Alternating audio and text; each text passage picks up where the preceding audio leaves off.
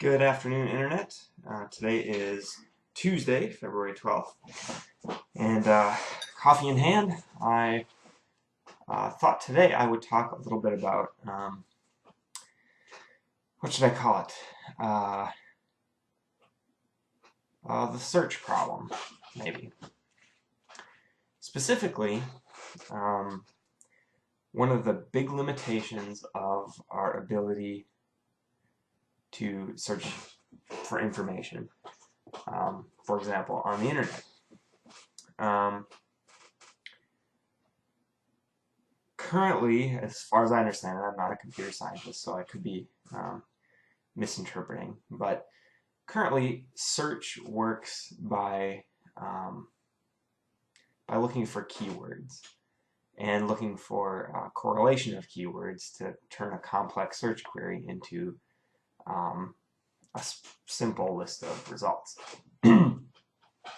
So, if I want to search for 2013 Ferrari, um, I'll get results that have both the word Ferrari in them and the number 2013.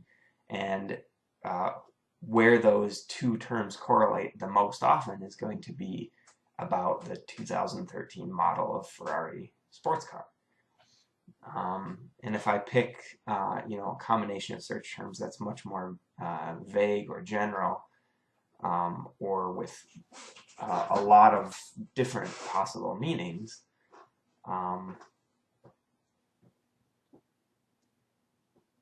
say I typed in uh, Apple jobs,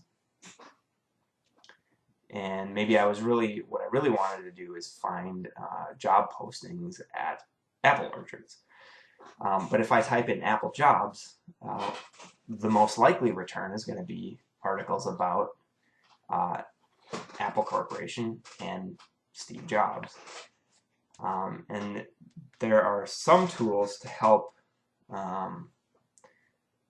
make that type of search more accurate. I could type Apple Orchard jobs, or and that might get closer to what I intend.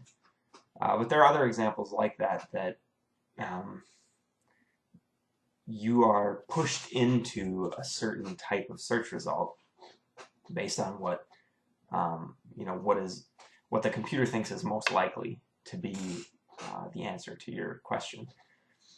Um, and that's one limitation, that we have a difficult time translating what we mean to ask into what the computer is designed to assume that we're asking.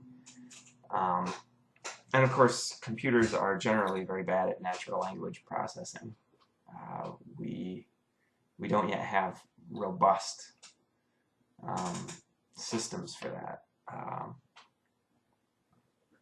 The recent um, computer that IBM designed, Watson, is one example of a system that's very good at that, but it's also a supercomputer, and there is only one prototype of it thus far.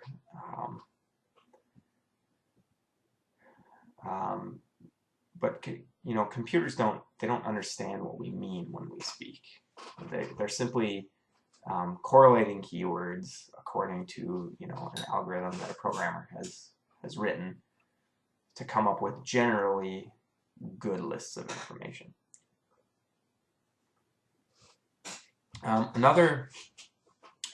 Another big limitation to this is when we don't know what it is we're looking for.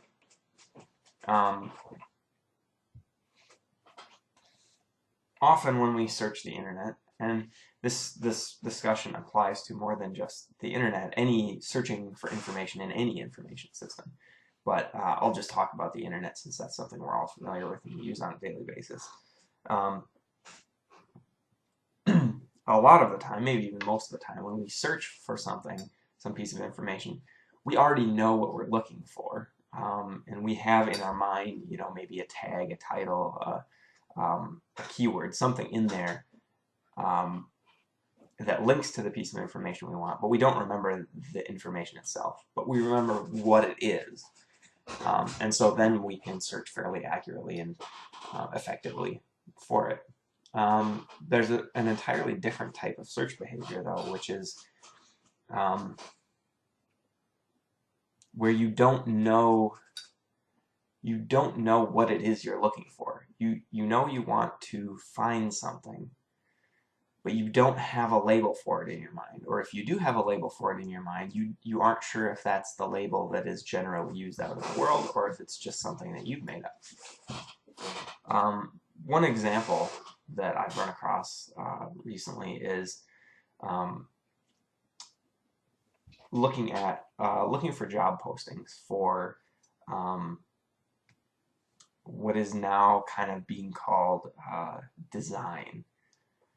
This is kind of a new term in recent history that is being used in MBA programs and some technical fields, meant to reflect a general systems design methodology, and not any particular system, not a computer system or a mechanical system or an information system or a social system, but systems in general, and how do we design things. And it's very multidisciplinary, cross-functional, which almost by definition makes it very, very vague. And there are a few, actually there's a lot of companies that do this. They consult. They're basically consulting firms in the design area.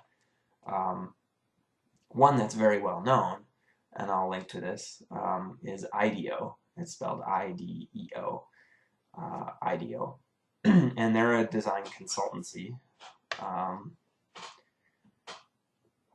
And they're one of, they're a place that really has what I would consider to be a dream job for me.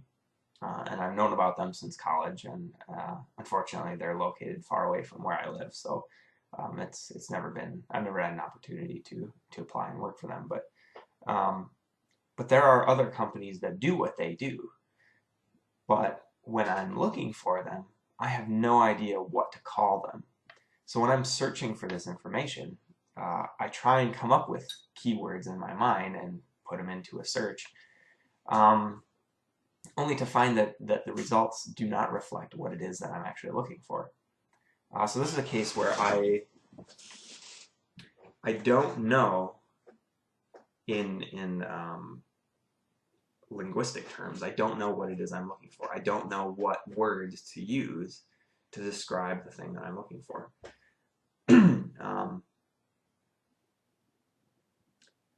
There are some workarounds, some kind of cheats that one could use. I could do a search maybe for companies that are like IDEO, and maybe come up with a list there. I could maybe circumvent the search feature altogether and maybe go to the website of an MBA program, into their design department, and maybe look for references of, try and look for some terms that they use.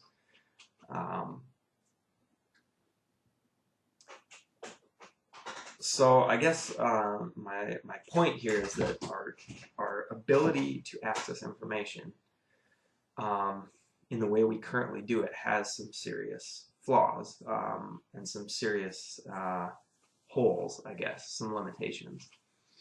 The internet is a giant interconnected network of information nodes, if you will. And almost all of the information that is known to humanity is on the internet somewhere. There are probably some, there are certainly some texts that are not available on the internet. There are the things that happen in our personal lives generally don't get recorded on the internet, although things like Facebook have changed that as well. But we have this huge supply of knowledge and information, but our ability to access it in an efficient and meaningful way I think is not yet realized. I'm sure that the whole field of search within it's probably a software development field.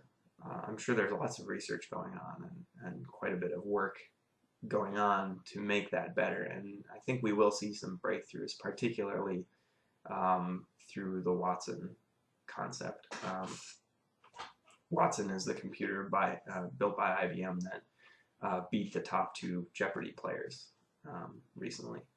And that's a very complex computer problem to process a natural language clue that's intentionally obfuscated,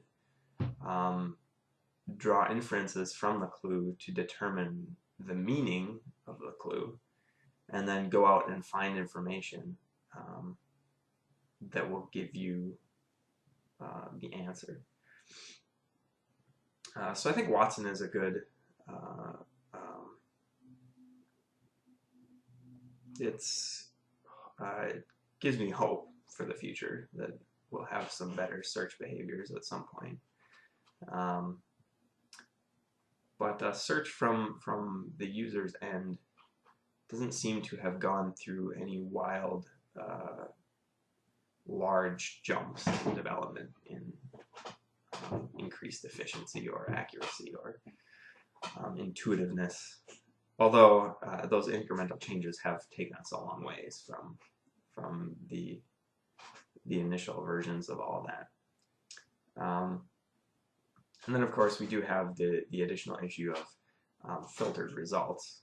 You know, Google, for example, filters results based on previous searches and based on physical location, which can be very useful to find certain things that you want to find. But if you stray beyond what the system is expecting of you, that can actually hide a lot of information that you would otherwise be looking for. So there's downsides to that as well. Anyway, I guess I'll just leave it at that. Those are some thoughts that I was having recently as I was doing some searching and pondering how the behavior works and all that. So I guess we'll leave it at that for today. I probably will not have a video tomorrow, but Thursday I should be back. And today I had my first subscriber, so that's kind of cool. I have no idea why somebody would subscribe to this channel, given the lack of material so far and how unentertaining I think that I must be. I don't know, maybe I'm more interesting than I think I am. But anyway, hooray, thank you, whoever you were who subscribed. That's kind of fun. And, you know, you're probably just a bot, in which case, oh well. But anyway, I hope you all have a good Tuesday, and I will be back and see you on Thursday. So, catch you later.